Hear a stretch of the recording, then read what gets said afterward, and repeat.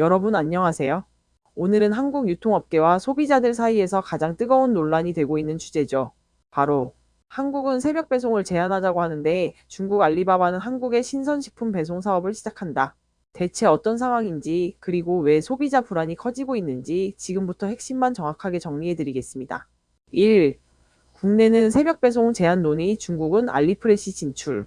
논란의 시작은 지난 10월 22일이었습니다.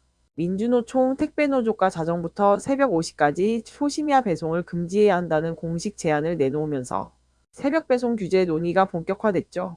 그런데 같은 날 정말 공교롭게도 중국 알리익스프레스는 신세계그룹과 협력해 한국에서 신선식품 배송 서비스 알리프레시 시범 운영을 시작하겠다고 발표합니다. 이 두 뉴스가 동시에 나오자 온라인은 즉시 폭발했습니다. 국내 기업은 규제하고 그 사이를 중국 플랫폼이 먹어버리는 것 아니냐.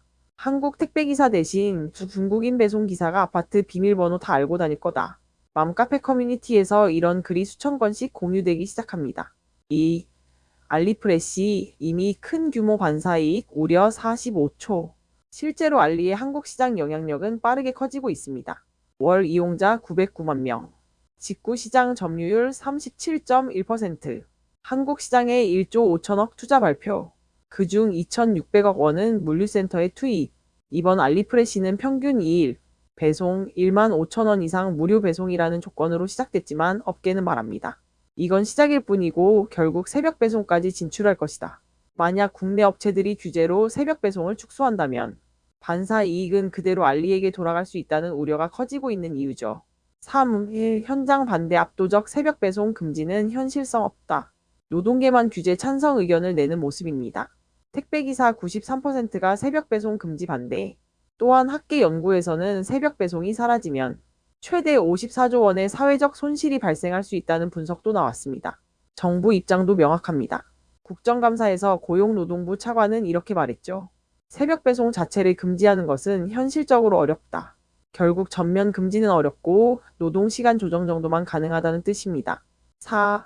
소비자는 불안 국내는 규제, 해외는 무풍지대? 소비자 우려의 핵심은 단 하나입니다. 왜 국내 기업만 규제를 받고 해외 플랫폼은 그대로 두느냐? 온라인에는 이런 의견이 많습니다. 생활용품 시장도 중국이 장악했는데 물류까지 넘어가면 한국 유통은 끝난다. 유통은 주권 산업인데 외국 플랫폼이 규제 없이 들어오면 위험하다. 새벽 배송은 편의성 문제가 아니라 산업 경쟁력 문제다.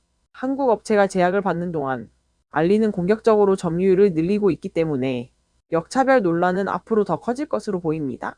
5. 결론 한국 유통의 미래는 어디로?